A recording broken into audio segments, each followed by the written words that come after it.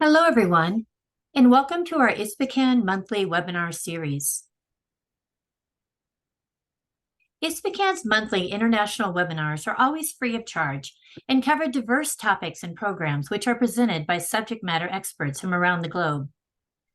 These 90-minute webinars are designed to help you, our members and partners in the ISPCAN community, gain access to knowledge and expertise to inform care, improve practice, and make professional connections to support you in your profession.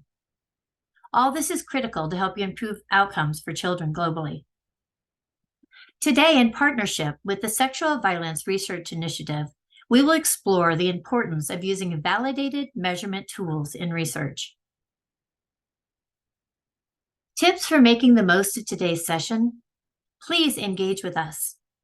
This session is meant to be an active, interactive learning platform. Please participate by sharing your comments and questions in the Q&A box throughout the webinar, so we can begin the open Q&A session immediately at the conclusion of the presentations.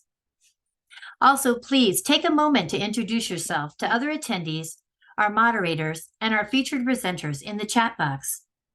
Let us know where you're joining from and your organization or discipline.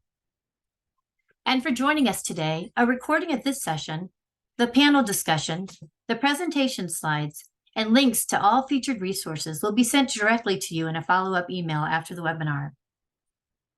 To enhance your experience, you may enable closed captioning from your Zoom control bar by choosing Captions. For some of you, this may be located under the three dots listing more options. Our goals for today's session. This webinar will focus on why it is critical to use validated, standardized tools in research and how to identify the right tools. We will specifically discuss the three versions of the ISPCAN ICAST tool, focusing on both their use in research and the importance of adaptation and contextualization. Our researchers will provide examples of how ICAST has been used and adapted in both high and low middle-income countries. And we will introduce you to the Sexual Violence Research Initiative, both their mission and their free online courses. And now to meet our presenters. Franziska Mennick, University of Edinburgh, and ISPCAN Board of Directors. Franziska is a senior lecturer and associate professor in the School of Social and Political Science at the University of Edinburgh, an honorary associate professor in the School of Public Health at the University of Witwatersrand, an extraordinary professor at Northwest University in South Africa. Franziska has done extensive psychometric work with the ICAST tool and is currently working on a short form of the ICAST use in large health surveys. Lakshmi Neelakantan, Research Fellow at the Centre for Mental Health, School of Population and Global Health, University of Melbourne, a live national center for mental health research translation. Lakshmi's research focuses on the prevention of violence against children, evaluation, implementation, and sustainability of mental health interventions for young people, prevention of violence against children, and effective ways of translating research evidence into policy and practice.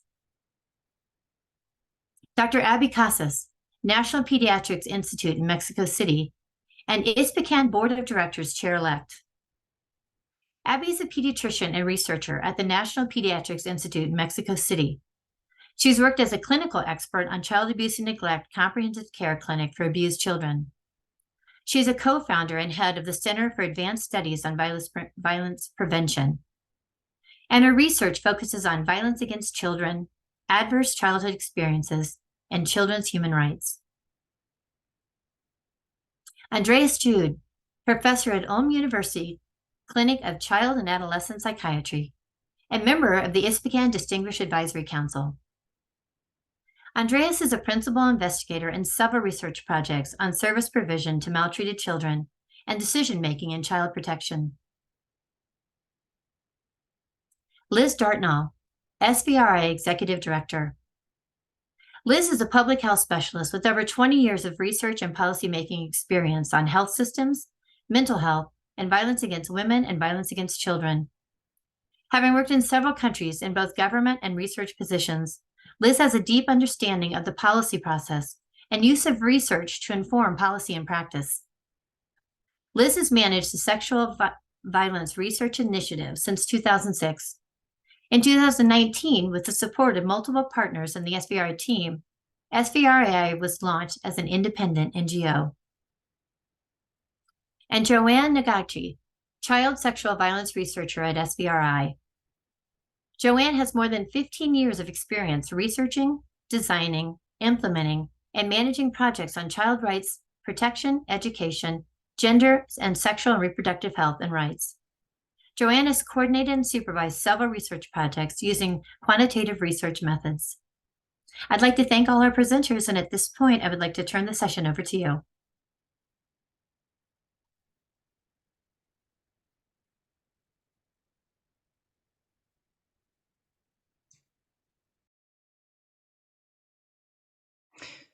Thank you very much, Jane. It's super wonderful to be here and co-hosting this webinar with ISPCAN. SVRI is very honored to be part of this process. So I have the wonderful opportunity to talk about the power of shared measures and tools before you get to hear from this incredible panel that Jane has just wonderfully introduced.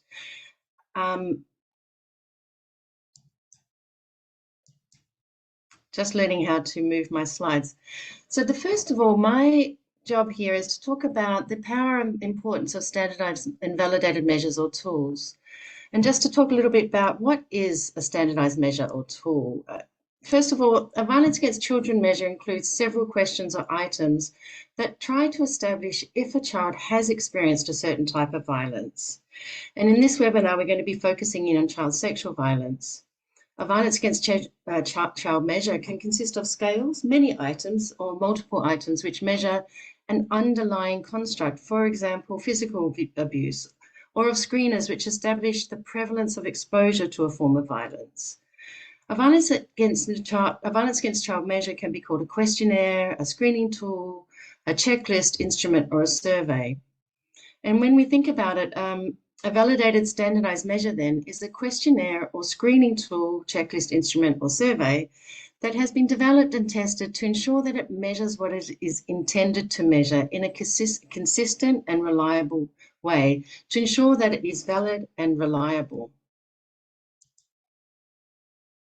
So why is using a standardized tool important? The whole point of research is to really make sure that your inquiry is trustworthy, that it is valid, reliable, and ethical as possible, increasing the likelihood that the findings of your studies reflect a true situation. Validating and standardizing a measure increases a research tool's reliability and reassures us and validity and reassures us that the evidence collected from our studies will result in findings that we trust. And I'm sure many of you here today are all very aware of why this is important. Standardization means measuring the same thing in the same way across different contexts and times, helps ensure that we are measuring what we intend to measure and that we're really collecting findings that are what we want to find, and that they're findings that we trust. And I really believe that standardization and validation of tools brings fields together around a shared definition or concept or issue. Standardized questions like the ICAST allow for us to make comparisons about the size and the nature of a problem like child sexual abuse across settings and over time. And the importance of having good, reliable, and valid data is reflected in the following statement from the United Nations in their Transforming Our World, the 2030 Agenda for Sustainable Development. And they say that quality, accessible, timely, and reliable disaggregated data will be needed to help ensure that we are not leaving anybody behind, and that having this type of data is essential to decision making. Validated and standardized tools thus allow us as the field to measure progress and to believe the reports on progress when we read them and receive them. But I want to remind us all here today that no data is better than bad data. Data comparisons across settings aren't helpful and can be even dangerous if the data is bad or irrelevant. Imagine if data gathered to evaluate the impact of an intervention was incorrect and a government or a programmer or a policymaker used that data to advocate for investment and scale up of that program. At best, it would be a waste of precious public health and development resources. At worst, it could result in harming the people involved in that program. But that being said, please, if an existing validated standardized tool exists, we suggest you don't go ahead and develop your own, as developing standardized validated tools is both a lengthy, complicated, and expensive process, and when done poorly can lead to less reliable and valid results, decreasing the likelihood that your study findings reflect a true situation. So whenever it's possible and reasonable, we really strongly suggest you use pre-existing questions, methodology standards, and data formats for your research. So when doing research on child sexual violence, you don't need to develop your own survey because as a field, you have ICAST. And then one final message that I think is going to be continued throughout and repeatedly throughout this webinar is that good standardized tools are those that are flexible and can be adapted to your own setting. So when deciding to use the ICAST, remember, context matters and adaptation is essential. So you are going to need to pilot and adapt it to ensure that the question fits the needs of your population. And we're going to hear from researchers on how they have done this over the next hour and a half. So now I'm really honored to be able to hand over to Francisca to introduce us to the ICAST. Over to you. Thank you very much. Right, I've got slide control, have I? Yes, fabulous. Thank you. I apologize for my voice. I've got COVID, so if my voice fades, somebody else will take over. I wanted to talk a little bit about the history of the ICAST and the different types of ICAST versions that we currently have and that are underway to be and that we can use as researchers who are engaging in violence against children research. So the ICAST really was a contribution by ISPCAN to the Secretary General's study of violence against children, where there was a complaint that data weren't being or that prevalence of violence against children wasn't measured appropriately, that we didn't really have very strong data across the world, and that we didn't really have very many measurement tools in order to assess what was happening to children and in children's lives. You can't hear me well.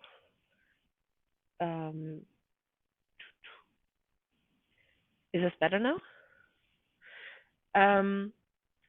So the idea of the ICAST was to take a rights-based approach to produce reliable and valid data to be globally useful, so not just work in one context, but to really be useful across multiple settings, particularly low and middle income countries, because many of the other tools that had been around for some time had been developed specifically for North American settings, and that they would be culturally sensitive and easily translated.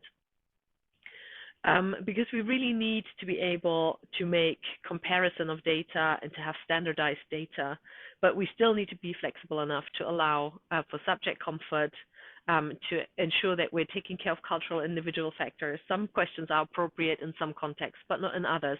And the ICAST was trying to, ISPCAN was developing the ICAST in order to be able to ensure that we were allowing people across countries to participate in these surveys. So in 2004, the Oak Foundation supported a meeting that was held after an ISPCAN Congress in Brisbane, where 40 researchers and clinicians and representatives of NGOs met to develop this instrument to measure child abuse. In this meeting, they decided that actually they needed 3 different versions of a child abuse measure. One that parents can complete about their use of discipline with their child and about types of violence that are happening to their child. And this is mostly used for younger children, where children can't report themselves.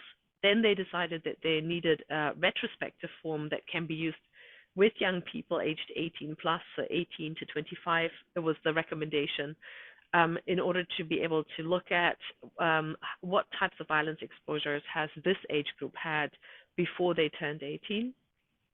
And then a child completed form, that is suitable for children aged 11 up, for children to self-report their experiences of violence. In order to develop these, they then did 2 rounds of Delphi reviews with over 120 reviewers, and then they did in-country translation and testing in multiple settings with smaller samples.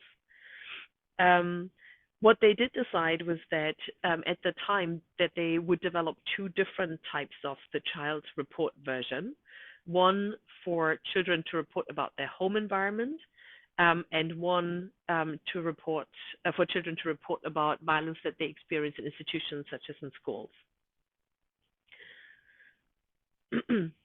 These original papers were led by Adam Zolitor, Desmond Runyon, and Michael Dunn, and have been cited many, many times. You can see the ICAST-C is the most cited tool. It is possibly also the most used tool. We are not 100% sure, because citations obviously doesn't mean that it's actually been used in research. It just means that people have come across us and are citing it. Followed by the ICAST-R, and the least used version also that we know from practice and research is the ICAST-P with parents. So we have done quite a lot of work looking at the psychometric properties of different child abuse measures, and also including the ICAST tools. And my research group and another research group around Sang-Wen Yoon have conducted multiple systematic reviews on the psychometric properties of child abuse measurements, and these included the ICAST. So we have looked at the adult retrospective self-report measures, so things like the ICAST-R, and we've also looked at child and adolescent self-report measures like the ICAST-C, and Sang-Wen Yoon and his group have looked at parent report measures such as the ICAST-P. And all of these systematic reviews that have really looked at the content validity of the measures, the structural validity, criterion validity, so multiple types of validity that we can test in terms of what we would use to establish whether a measure actually measures what we want it to measure, and whether people understand the questions in the way we intend them to understand it. Overall, the ICAST is one of the more robust measures. It is one of the measures that comes out as promising or recommended out of all of these reviews. So all 3 types of the ICAST are doing very well compared with some of the other measures that we see out there. But there is a limited amount of evidence on the psychometric properties still for some of the domains that these reviews looked at.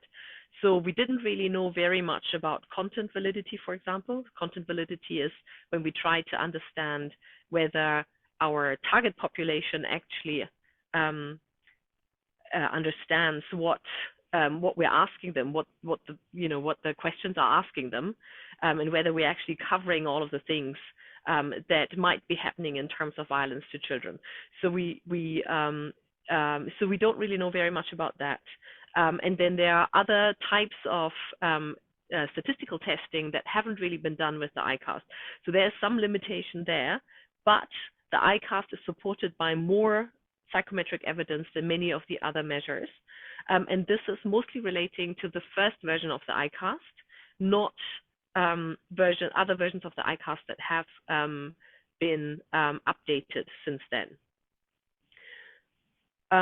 So talking about these revisions that we have done, or well, not we, but Des Runyon has led these in 2014. There were really 3 concerns with the original ICAST from the 2009 papers, and those were that the questions didn't match up across the instruments, so that we were asking slightly different questions of parents and children and of the retrospective cohort, so that we couldn't really compare the data for different respondents. There were also some problematic things with the response options, particularly for translation. and lack of instructions on the ability to drop questions and how to test questions was causing problems for many researchers that hadn't had very much experience in questionnaire use and development. And then there were also requests around instructions on data entry and analysis. And we haven't made as much progress with that as we have with the first three concerns. So in 2014, Des Runyon got a group of people together and revised all three, the ICAST-P, the ICAST-C, and the ICAST-R. And they started with modifications that were suggested by the BEACON study, that is the Balkan epidemiological study on child abuse and neglect, that had already made changes to the ICAST-P and the ICAST-C in order to make sure that they got data from parents and children that actually could be compared. There were some questions dropped and some questions added, particularly around neglect and sexual abuse. And they modified the list of perpetrators, reworded several questions, and modified response options. So from originally it was 1 or 2 times, 3 to 5 times, 6 to 12 times, and kids found that really difficult to understand, and parents also found it difficult to compute. So basically they provided a second option that kind of translated to how often it would happen within a week, a year, a month, and so forth. That kind of tracked with the actual number of times. We'll hear that this has created issues too, but we'll get there when we get there. And then they merged the ICAST-C institution and the ICAST-C home into one instrument with optional questions for institutions, so that there was better oversight and to ensure that that the instrument captured all forms of violence against children in all forms of settings. These drafts were then sent to lots of investigators who had earlier requested the ICAST, and then some of these investigators made further suggestions to improve the wording, and a manual was revised with additional clarifications and deletions, and also with some sections around translation and ethics standards. And so version 3 came into effect in, I think, 2016, and has been in use ever since. They've also developed a entry template for the data in EpiInfo, which is not used very much, and we don't quite know why. So if you have any thoughts about why that isn't been used, then you're very welcome to drop them into the chat, and we can take suggestions back. So we are thinking of potentially changing to a different platform like ODK, because that seems to be used more often in terms of data collection in the global south. So the all of this has then led to to a request also to change the ICAST and make adaptations to the ICAST, because the ICAST-C, P, and R screening tools, they're good to establish prevalence, and they're good to establish, to establish how many children are experiencing violence at any given point of time. But what they're not good for is intervention research. And more people are testing interventions and wanting to know whether any of these interventions have an effect on the violence that children are experiencing. So we made some adaptations to the ICAST child and parent version, which we've called the ICAST trial, to specifically make it useful for intervention research. The reason why the ICAST, CP, and R screening tools is because it asks about a very long recall period over a life or a lifetime, and that obviously is not useful in intervention research. It's asking in categorical steps, like once or twice, several times a year, about once a month.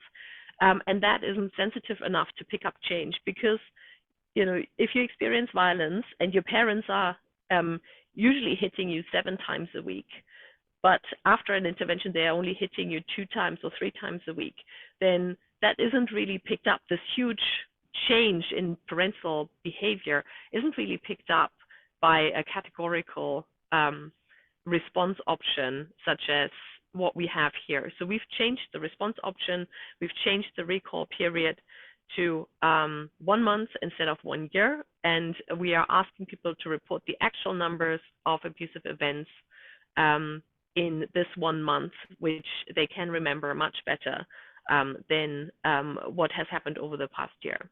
And in order to test this, we did a quantitative pre-post pilot study of with a parenting intervention in South Africa.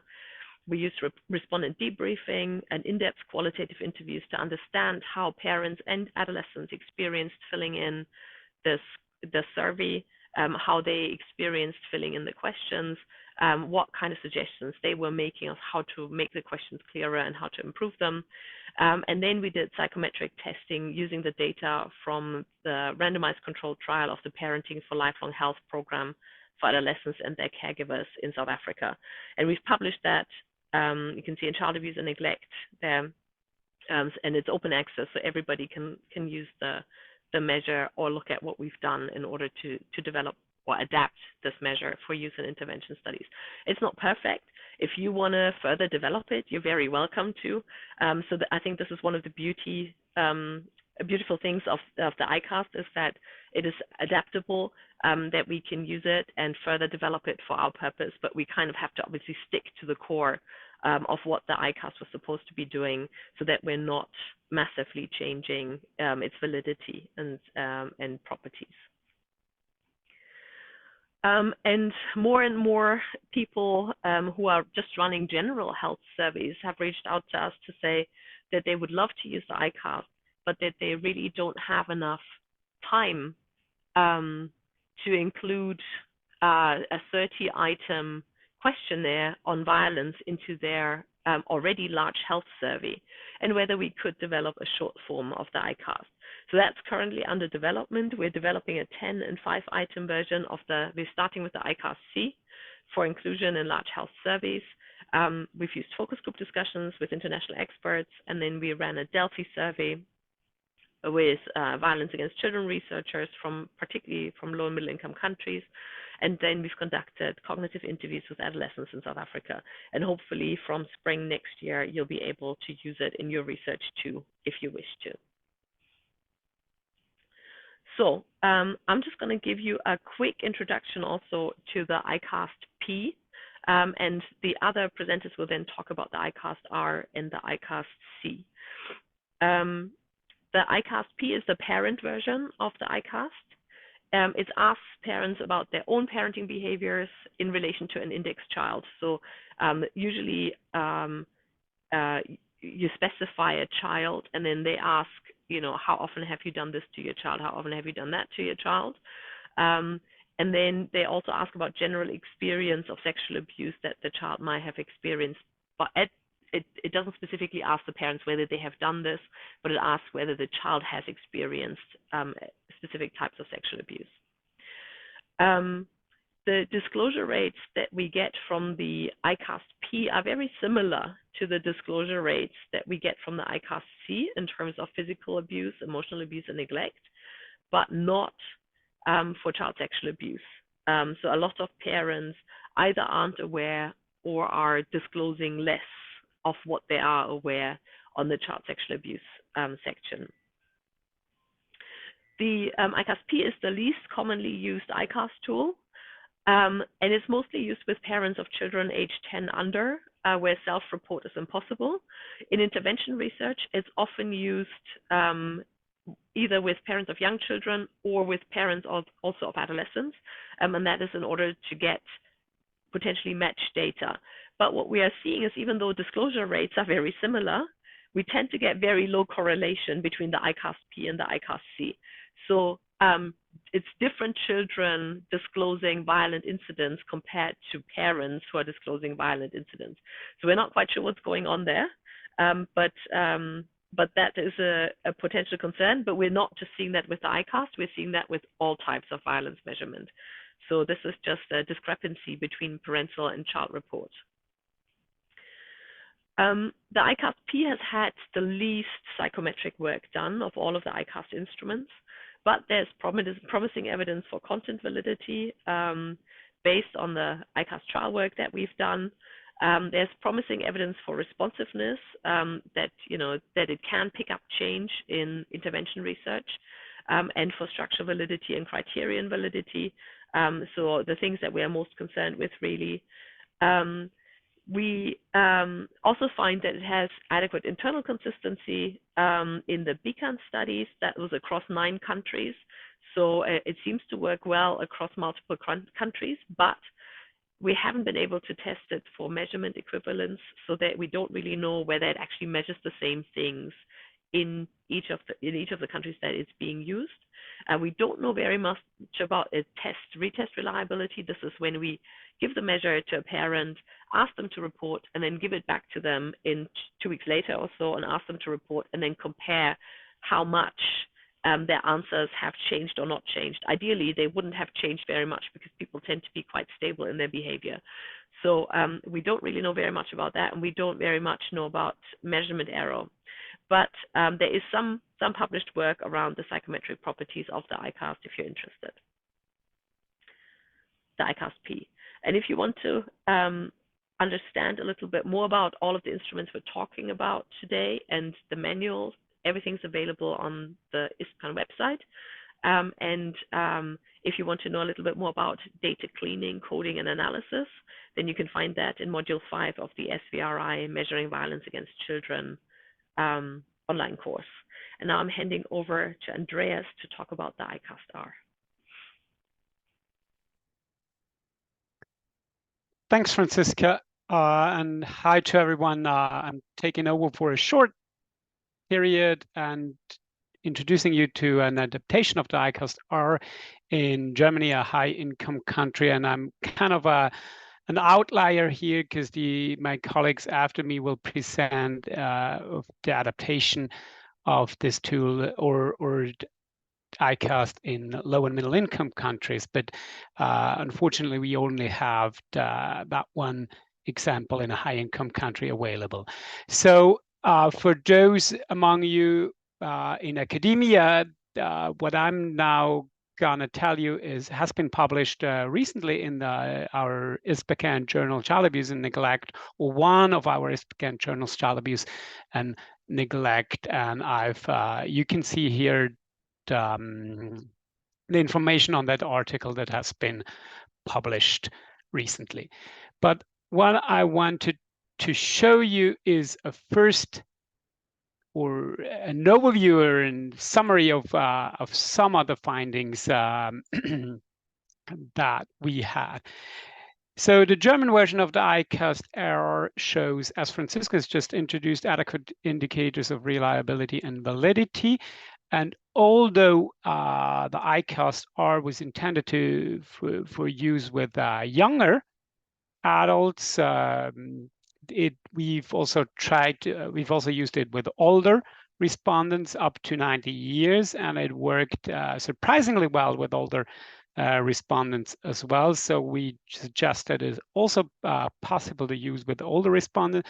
There were a few exceptions though. So in very few items there are large differences between the age groups, and our interpretation was this: the differences in some items were largely associated with a larger impact of social and technological change between the experiences of the age groups in their childhood.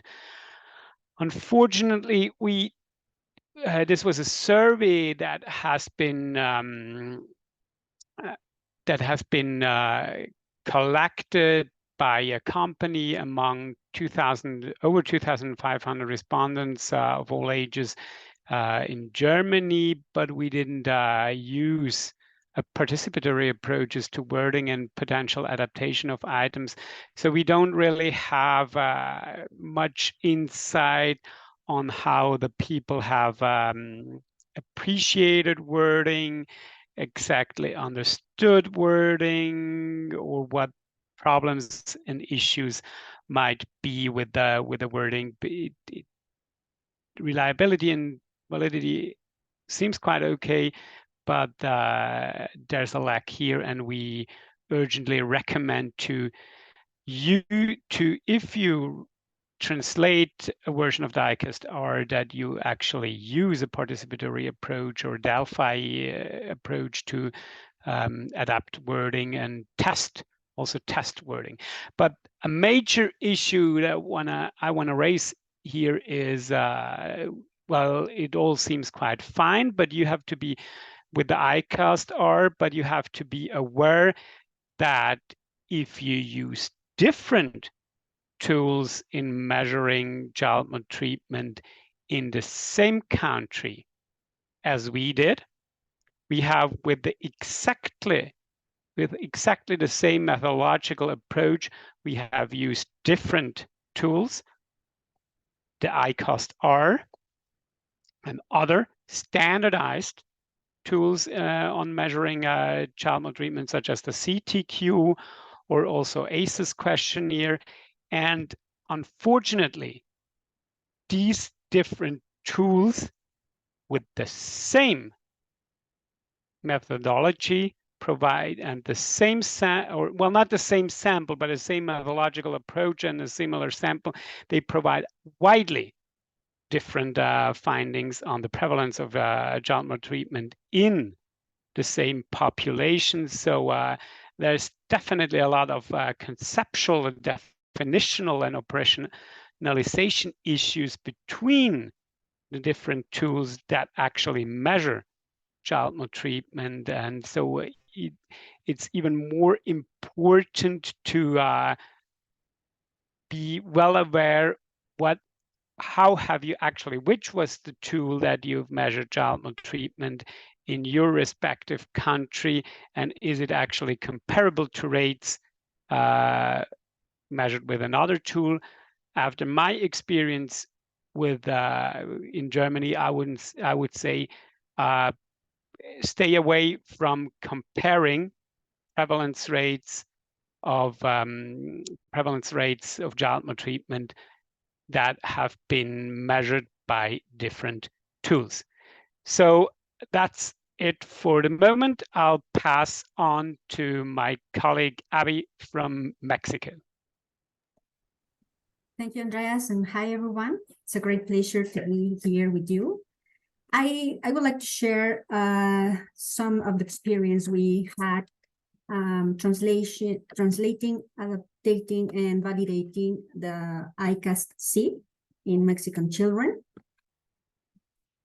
So first of all, to start with this work, we wanted to know what words and what concept children had from child maltreatment. So we use a technique called natural semantic network to know these words, and as a previous step to translate the instrument. So we identify that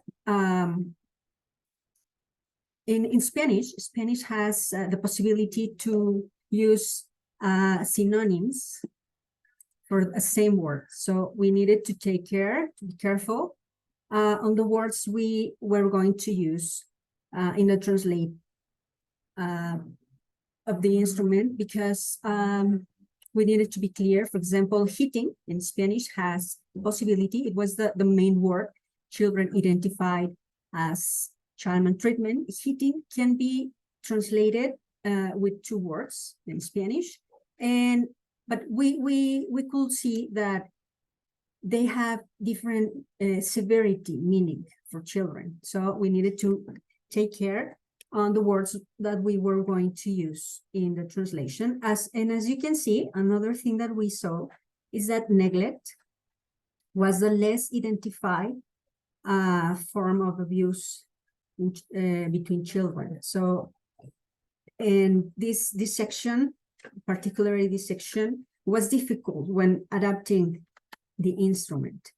So then when we had this old background, we did a process for translation. First of all, we use all this knowledge that we had with the previous work to translate the instrument, considering the knowledge of children and the words that they use, the words that they recognize, After that, we did a combination of different methodologies to do this work. After that, we did a consensus to review these translations with 5 experts in the field of child violence, mental health, and working with children. And after that, we did not retranslate the version. Instead of that, native English speaker that has lived in Mexico for more than 20 years and works with Mexican children and know our culture very well. She did a review of this translation, and finally we had this review, and in consensus we got the first version of the instrument. After that, we checked that the instrument was understood by children in focus groups, and after that, we pilot this version, and finally, we evaluate the psychometric properties of the instrument. After evaluating the instrument, the psychometric properties of the instrument, we identify the items that had issues in this validation. So we, again, did focus groups with children and adolescents to identify which issues could be doing this lack of what was doing these issues. And after that, well, we got the final version. Some of the things that we learned while we were doing this work, I'm going to show you some of the things that we found. For example, one of the advantages of this instrument of ICAST-C is that it uses direct language and names, it names the behaviors, the conducts only. I saw some questions asking for if we have considered this kind of some conducts that are as in the instrument are different or certain types of violence. So one of the things that we like it of this instrument is that it refers only to the conducts, because sometimes children do not know these conducts are not correct, and they do not know what kind of violence they are. So this is a great advantage of this instrument. Well, so we saw, for example, there's only one question that has adjectives. For example, if you shouted, yell, or scream at you very loudly.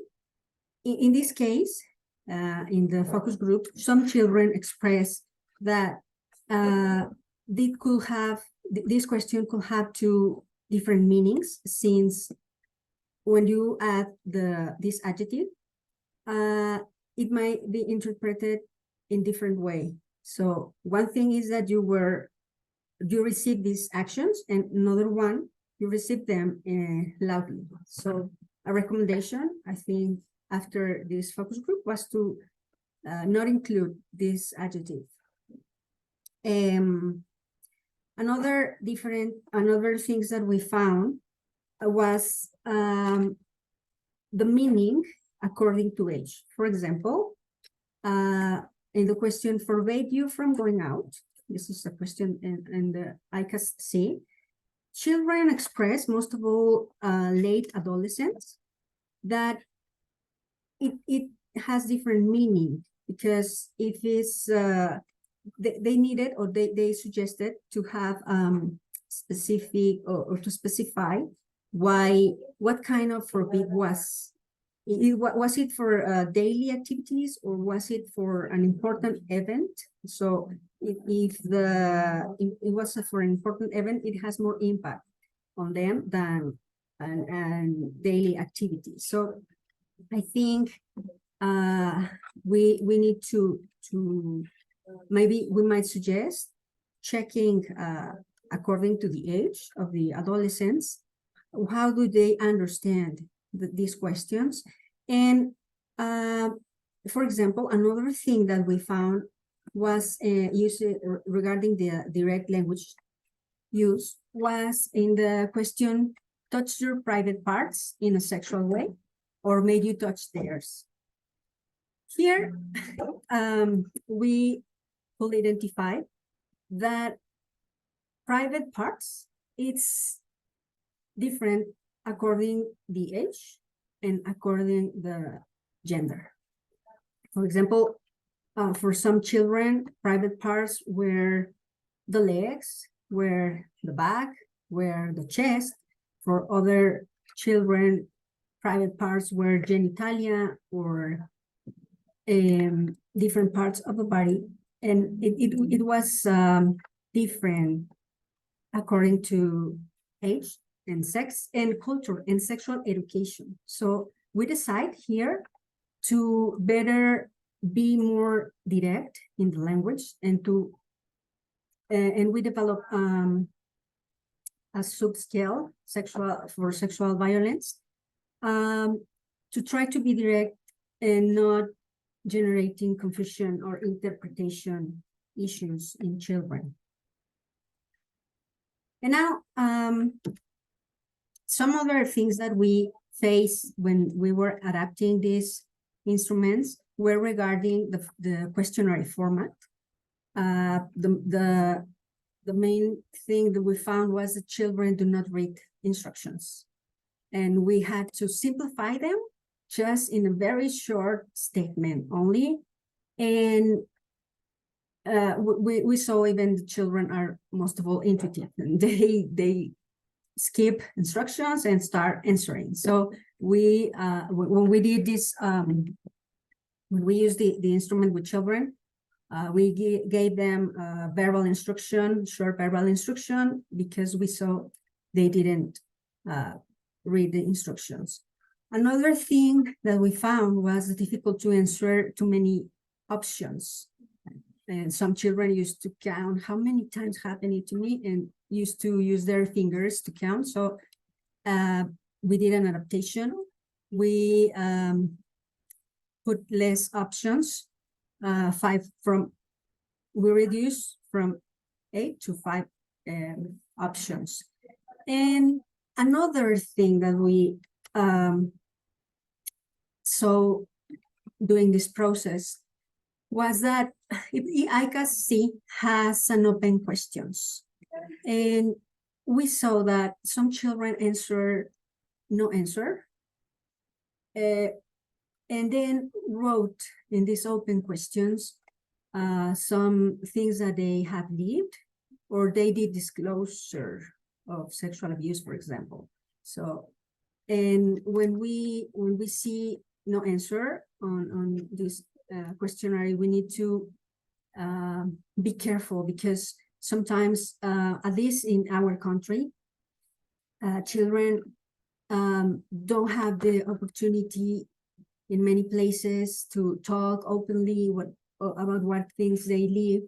So this is, ICAST was a very important way to let them, by first time, talking about what they have lived before. So we added we suggested to add an option, an open question when they don't answer, to explain something that they want to explain why they don't want to answer.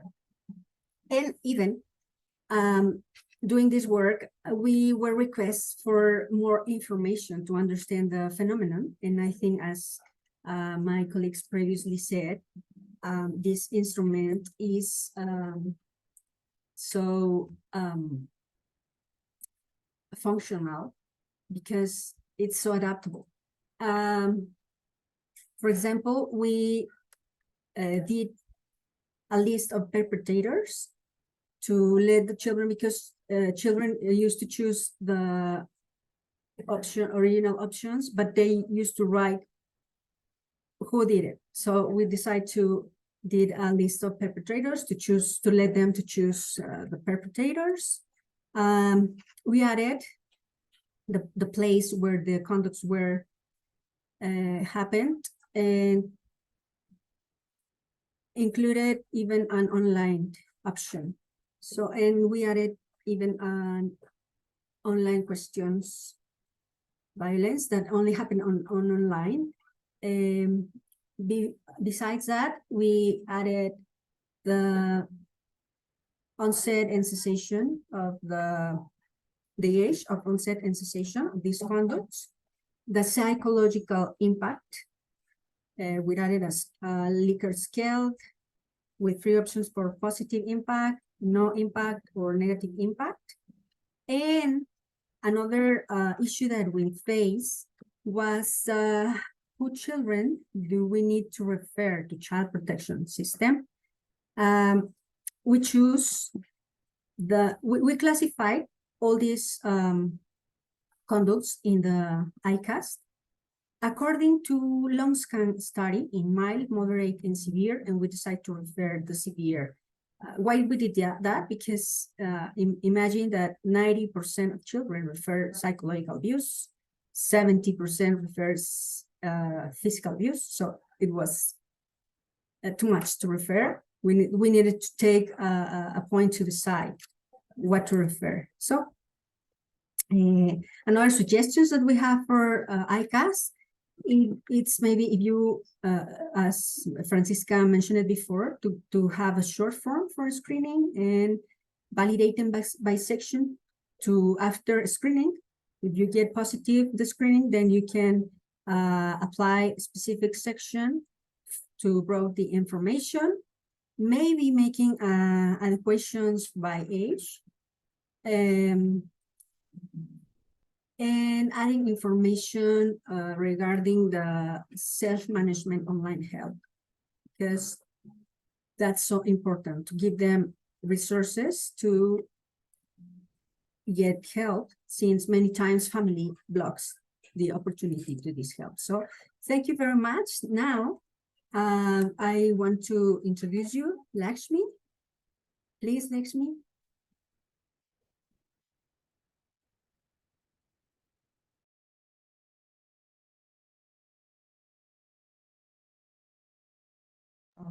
Yes, sorry, rookie mistake.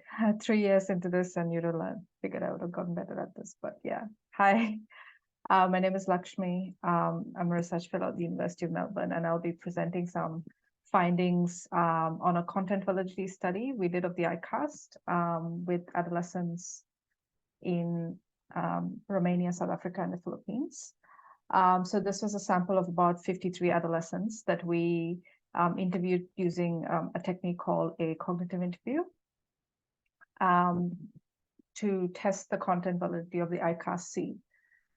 So here, this was a sample of adolescents drawn from mostly urban and peri-urban areas in these 3 countries, and they were all between 10 to 18 years of age. There's just some information on our research design, but I think I'll go a bit more into the methods and then onto our findings. So what do I mean when we say the content validity? You've heard all of my fellow presenters kind of talk about the importance of measurement, importance of psychometrics. So the content validity is a very kind of basic, so very important and a fundamental psychometric property. It really tells us whether this measure that we're using is relevant and comprehensible and comprehensive to the target population. That is, do adolescents consider this to be relevant? Does it include item questions that they think are important?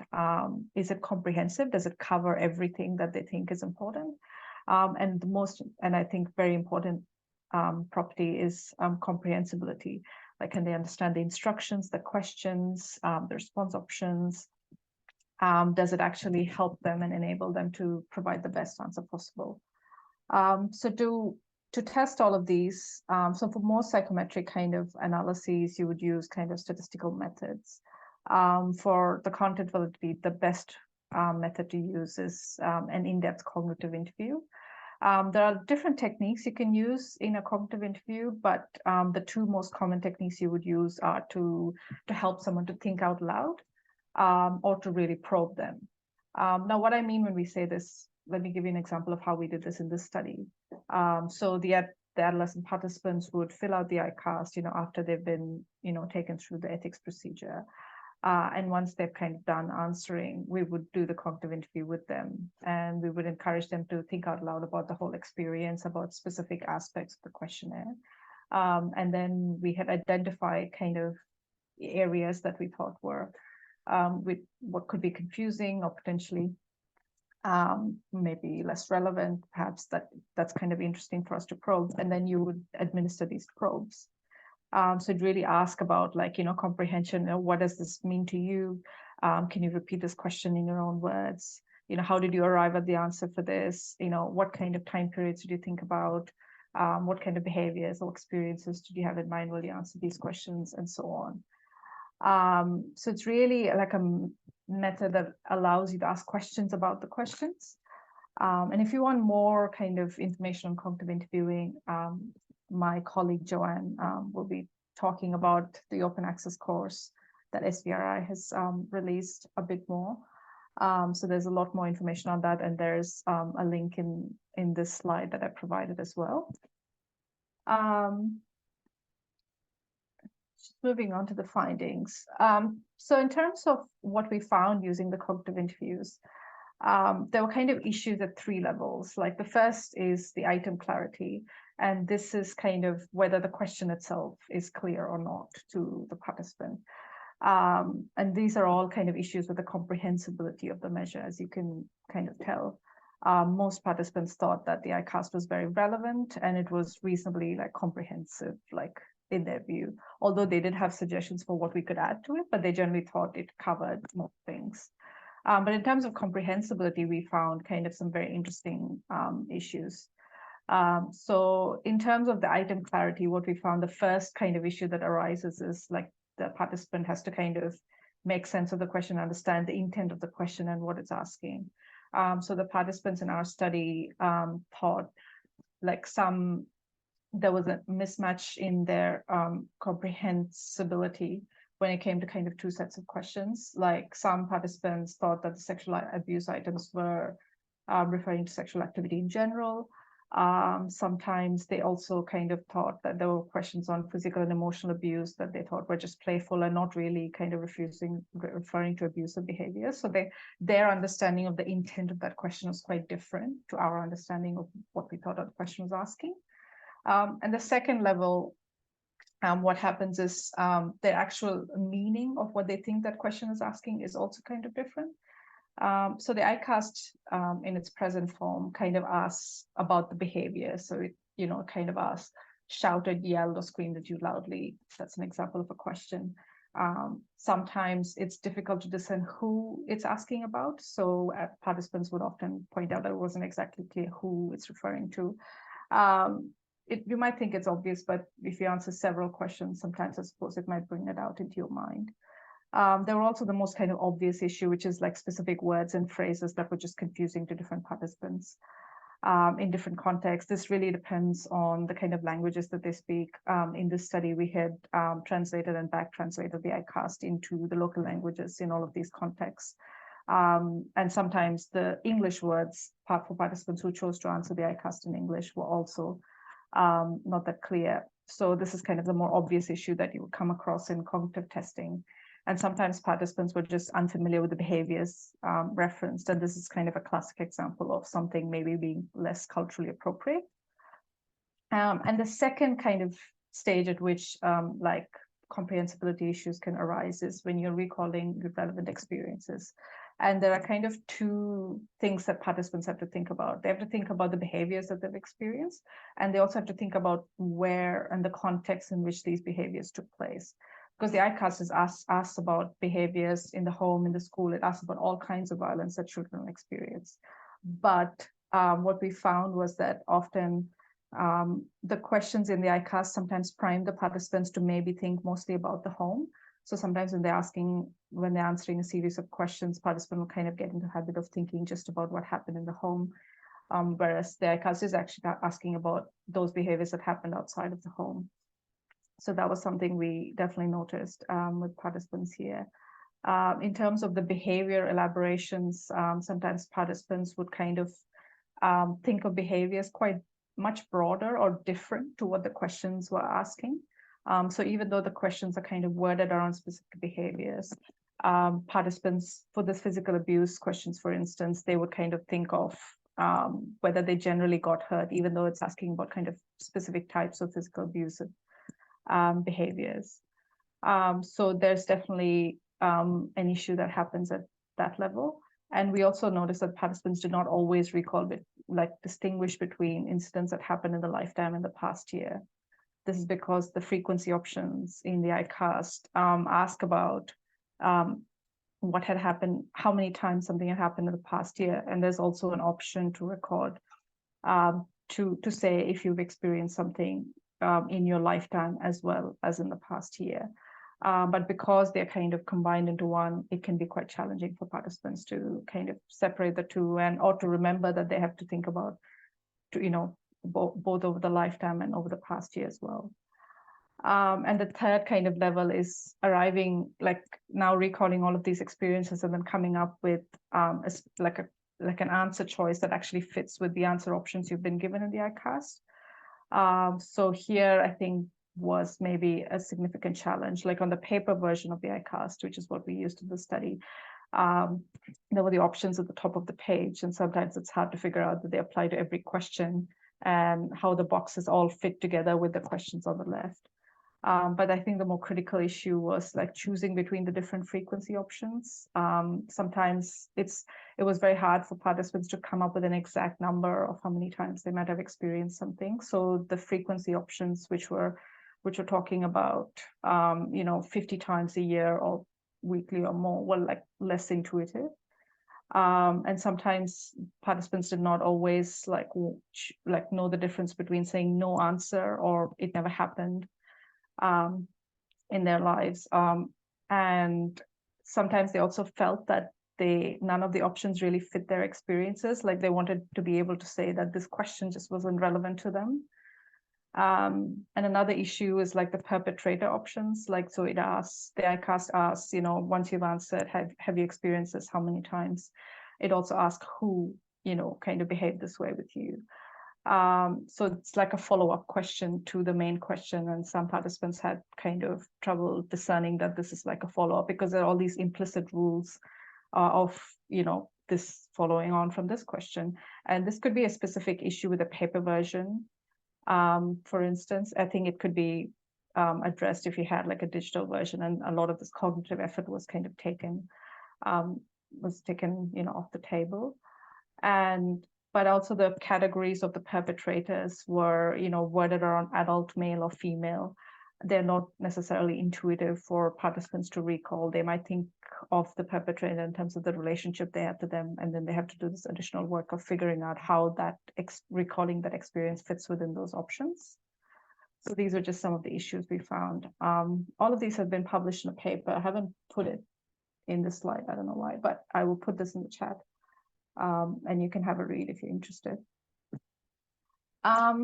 Participants had lots of suggested changes to the ICAST. They really wanted a localized case study example in the introduction, even though not many of them did read the introduction, but they appreciated having a vignette that really kind of was place-based and spoke to their specific kind of context.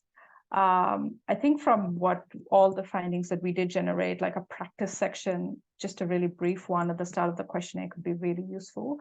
It just kind of primes participants to get into the mode of, oh, this is what you need to keep in mind. These are the places. It talks about these are the kind of things you might need to think about. Keep in mind that you have to think about all of these different places and so on.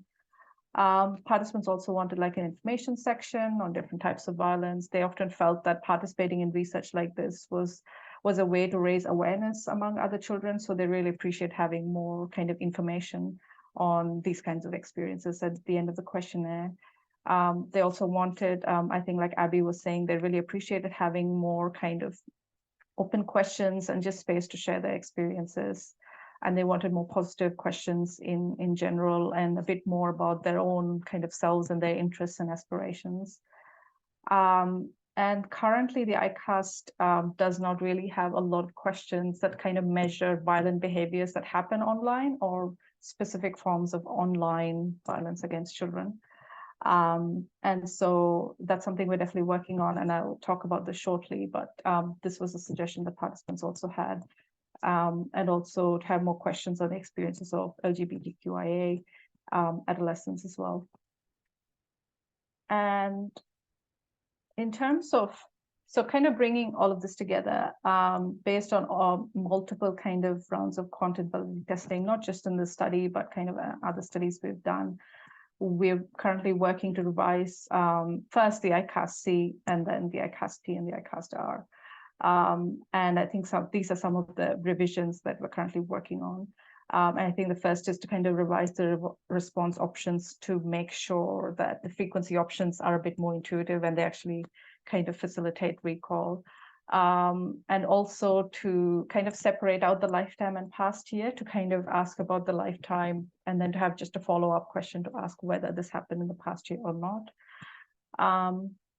And having like revising the instructions, ensuring there's a practice session. I think just kind of assuming that most people don't read the instructions. So if we can just account for that in some way, that's helpful. Kind of removing repetitive questions, adding questions on violent experiences which happen online, or using kind of other digital or technological tools. Currently, one important kind of change we're kind of figuring out how to do this is like how the ICAST currently, kind of asks about physical and emotional violence and some even positive parenting behaviors.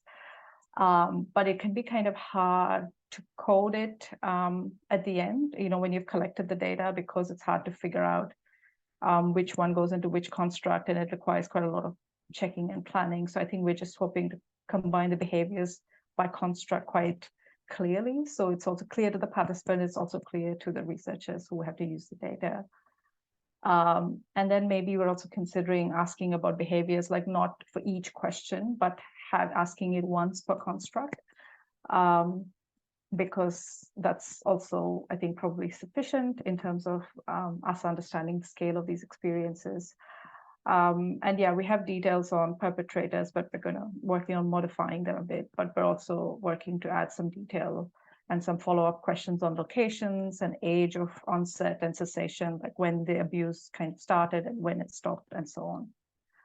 And yeah, that's it from me. I will pass on to my colleague Joanne, who will talk about SVRI's fabulous course. Thank you.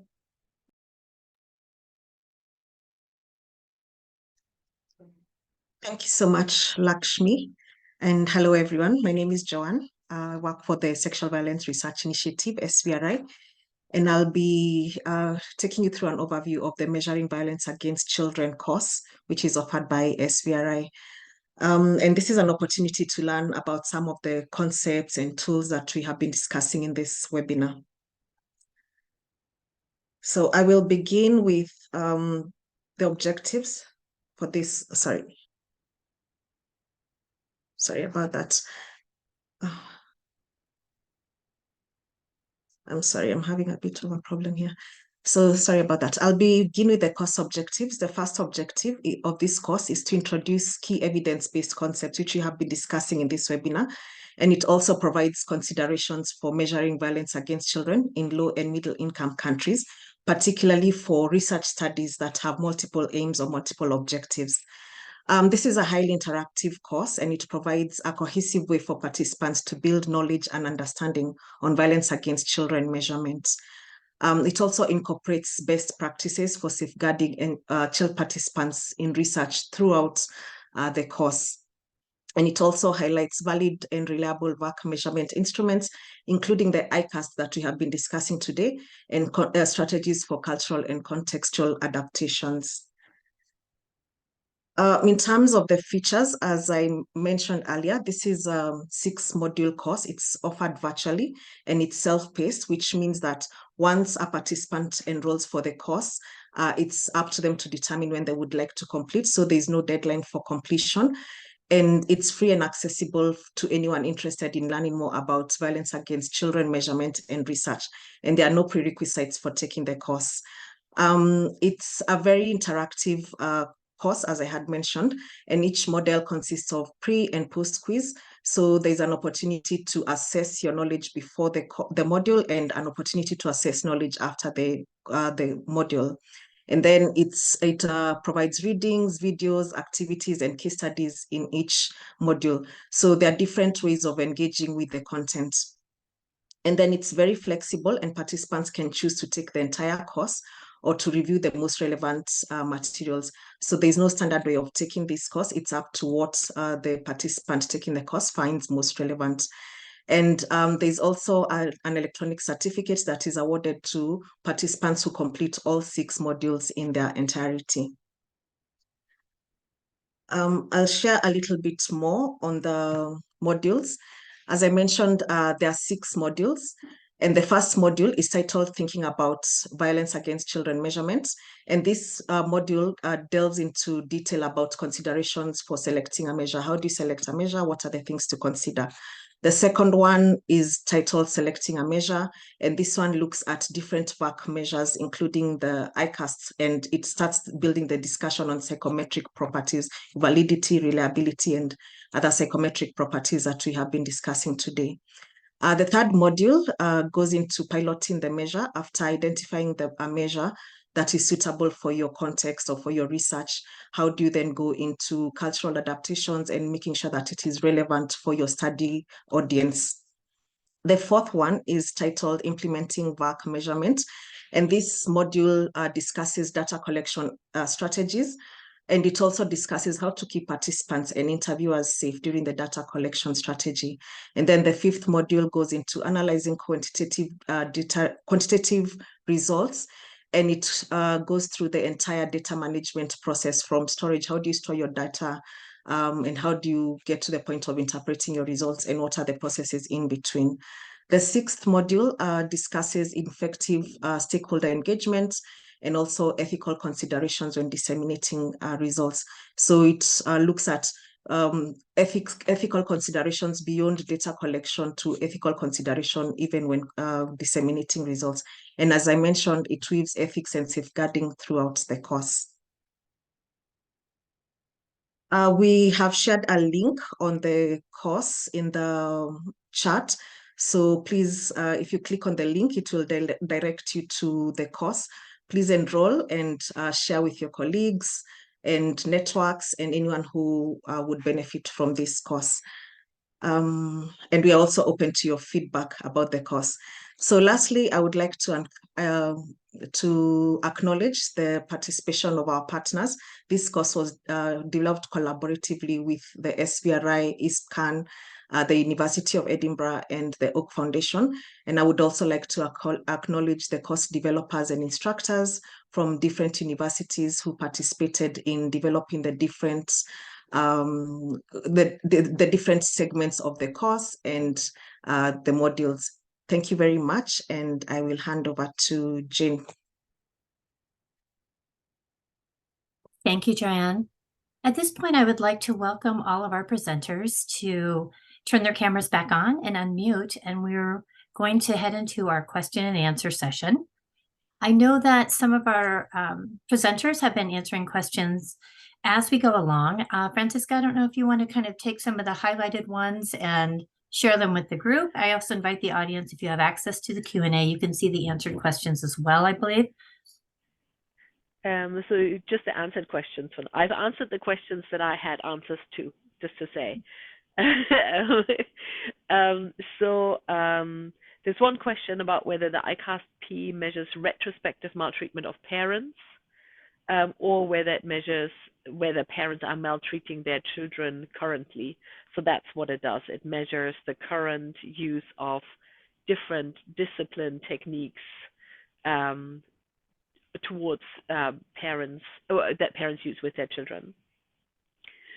Then there was a question whether the ICAST can be used for dissertation research, whether undergraduate or master's or PhD.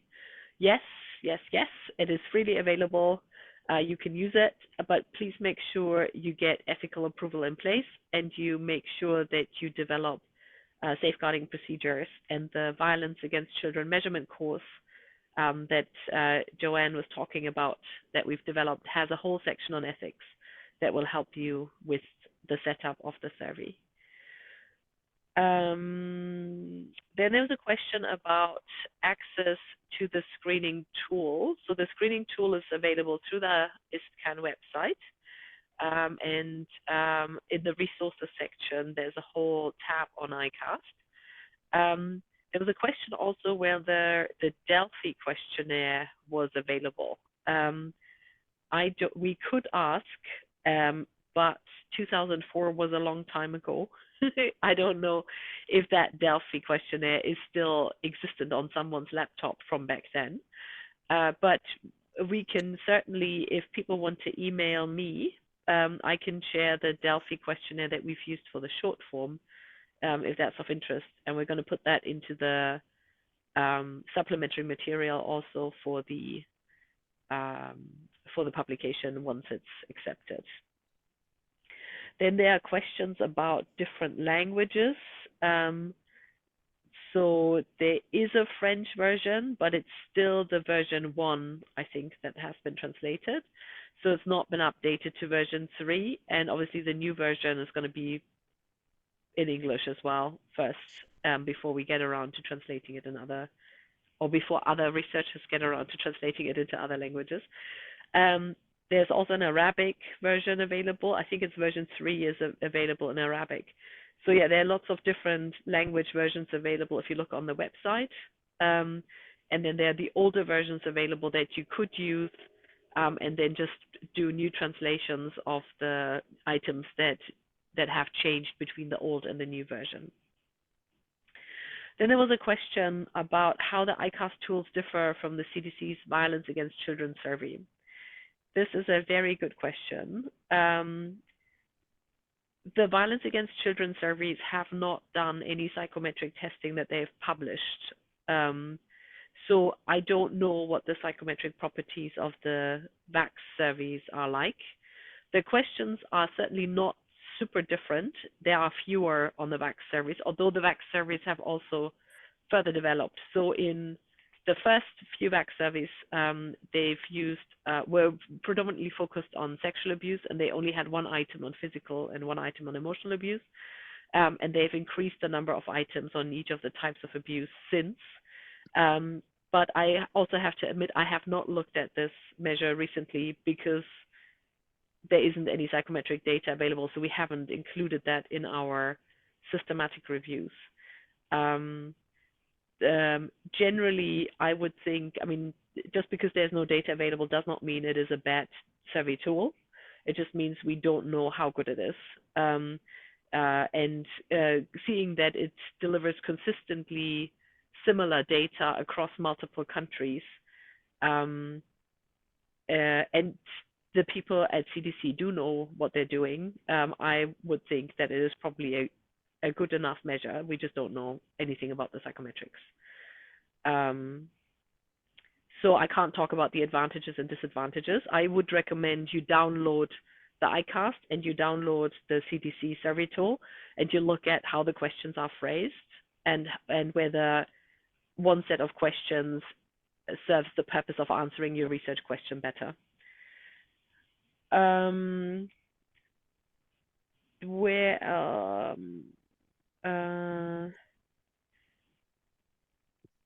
The recording will be available via a link. I assume, Jane, you will send that out.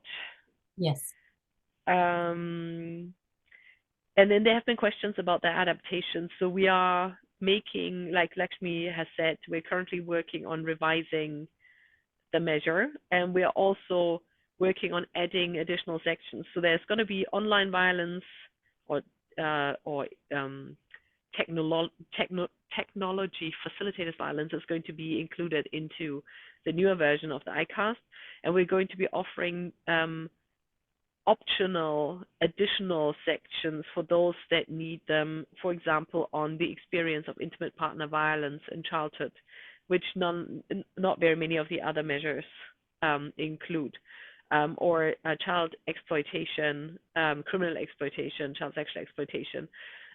So there are going to be additional, basically optional questions that people can use if they are relevant for their context or that people can modify to make them relevant for their context, that will cover other types of violence against children that are not currently captured in the ICAST.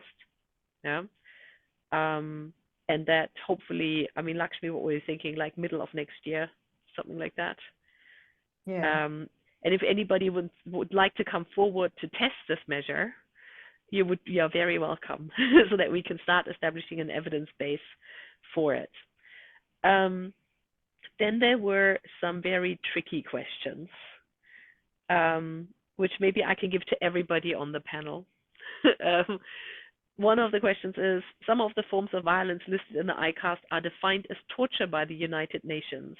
Have you considered expanding your language to include torture as one of the forms of violence you are identifying to more accurately describe some of the crimes and human rights violations that children are enduring? Does anybody want to answer this question?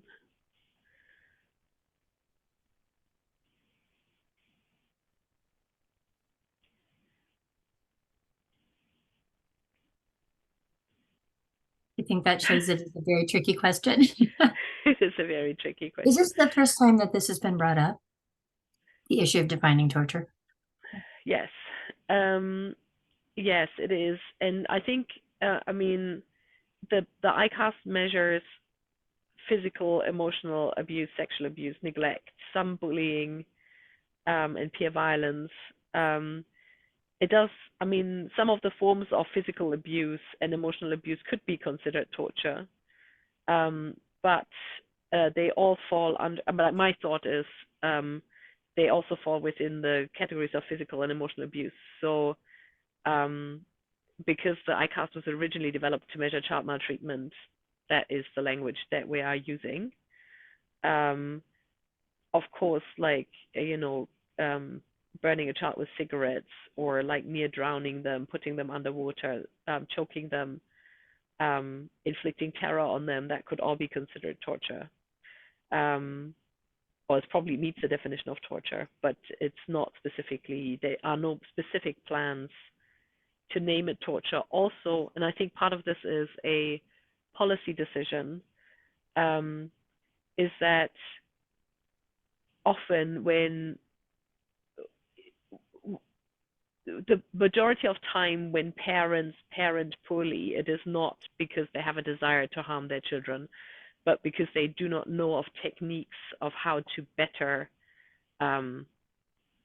parent, basically. That they don't have, you know, either the cultural background requires a certain approach to parenting, or they just haven't learned other strategies of managing child behavior. Of course, there are parents that torture or inflict harm because of other reasons. We do not ask the motivation. But generally, if we're trying to move away from kind of blaming parents and improving parenting, it is more helpful to talk about parenting behaviors and to talk about ways in which we can modify parenting behaviors rather than labeling parents as abusers and perpetrators, particularly in the context of physical and emotional abuse and neglect. So I think that's maybe has something to do with it too. Yeah. And I know, Francisco, some of the main questions that you and I generally have after someone accesses and uses the tool is scoring. Yes. Thank you, Jane, for putting me on the spot.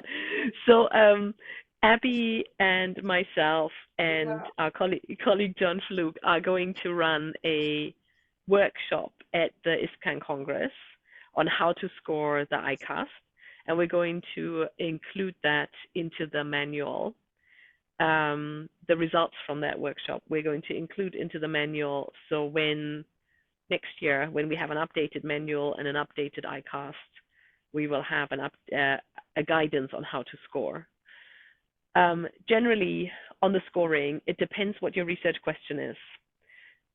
So most people score, and the reason why the original developers did not specify a specific scoring scheme is because certain types of violence may not be considered abusive in some contexts. But generally, when people use the ICAST, what they do is they either create a dichotomy, so any violence versus no violence at all, or they use it as a scale score, particularly if they're doing intervention research. So if they're using the ICAST trial, for example, they use it as a scale score, and then they're looking at change in the scale score, basically before and after the intervention. But hold tight, people. We will, and if you have specific questions about scoring and a specific research question that you need answering, then you're very welcome to email Jane or myself, and we'll try to provide you with an answer. Francisca? There is a form on the website, on the ICAST page, that goes directly to myself, and generally I copy Francisca right away. So that is a way to contact us as well from the ICAST page. I'm sorry, Abby, you were going to add something. Yeah, I would like to add that ICAST is a screening instrument, just not for diagnosis. So I know we need to consider this, because if you find a child in risk, you need to make a deep evaluation. So I think we need to remember that. As the example I mentioned, it was because ethically we can do nothing if you find someone at risk. So what we decided was to select the severe conducts to make a reference for a deeper evaluation. But remember, it is not diagnosis, it's just screening. Thanks. That is a great point, Abby. Thank you for emphasizing that. I know that we are getting near time. We do have a video that we'd like to show with closing comments from Melina Dutch from the Oak Foundation. For the questions that did not get answered in the Q&A, please know that we will, you can visit the ICAST page on the ISPCAN website and type your question in there as well, and we can get it to the appropriate presenter to try to get all of your questions answered. And at this point, I would like to share a video.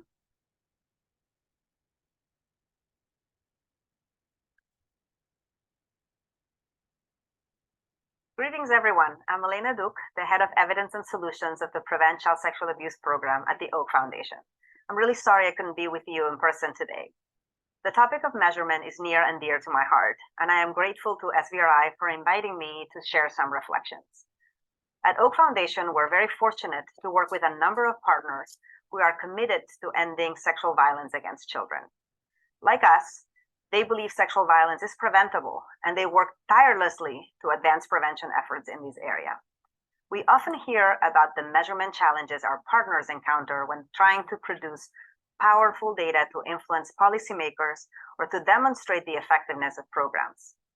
Time and again, we hear about our partners collecting baseline data where the numbers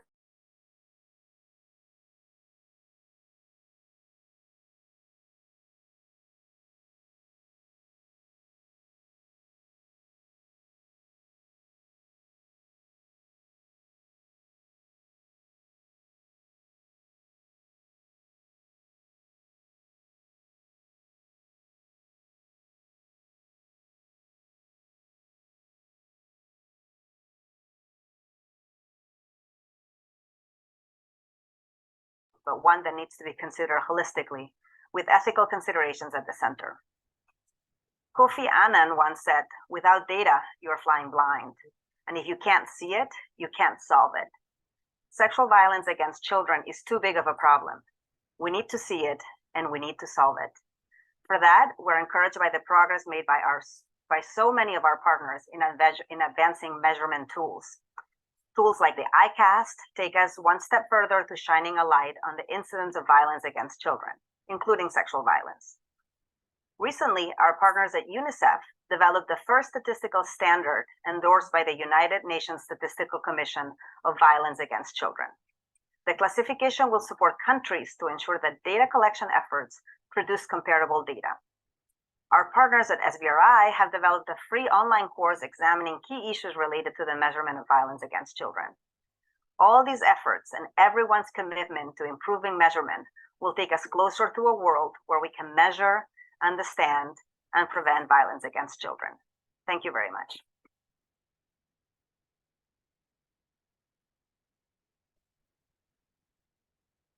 And everyone, I appreciate you being here. I know that we are at time. However, if you have a few minutes to stay, we'd like to talk about some upcoming events at ISPCAN.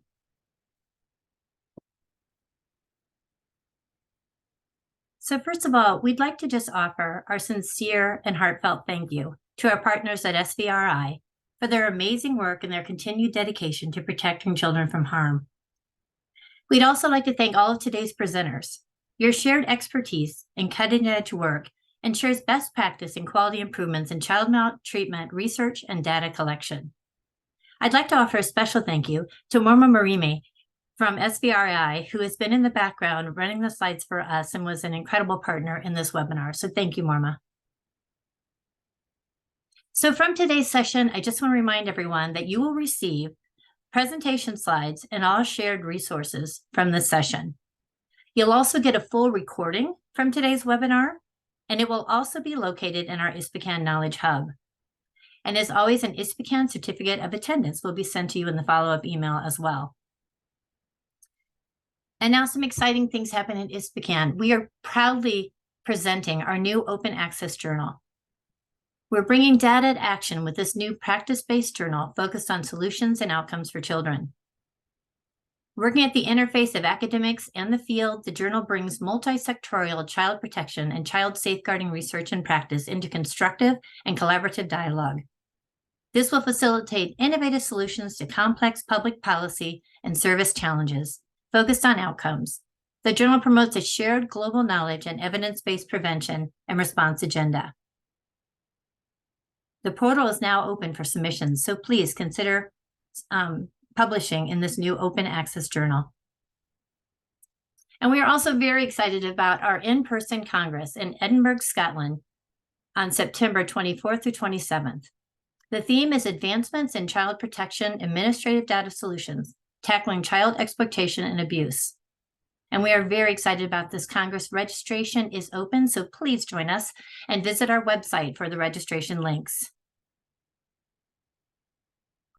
And just new things for you at ISPCAN, please take a look at the screen. We are very proud to announce the launching of our new website and our Knowledge Hub portal, a resource library packed full of many open access and member-only resources available to you.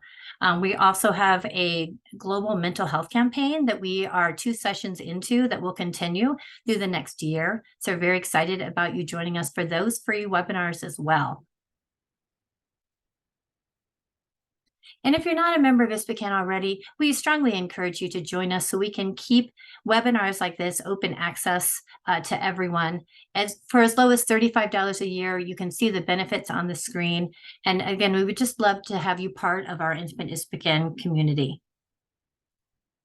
So everyone, thank you so much for joining us today. Again, a heartfelt thank you to SVRI and our research presenters and to everyone who joined. It was a very active and engaging session. And again, for the questions that didn't get answered, please type them in on the ICAST page on the ISPCAN website, and we'll try to get the answers for you. Goodbye, everyone. Good morning, good night, wherever you are. And again, please stay safe and continue to do the great work that you do. Thank you, everyone. Thank you. Bye, Abby. Bye, everyone.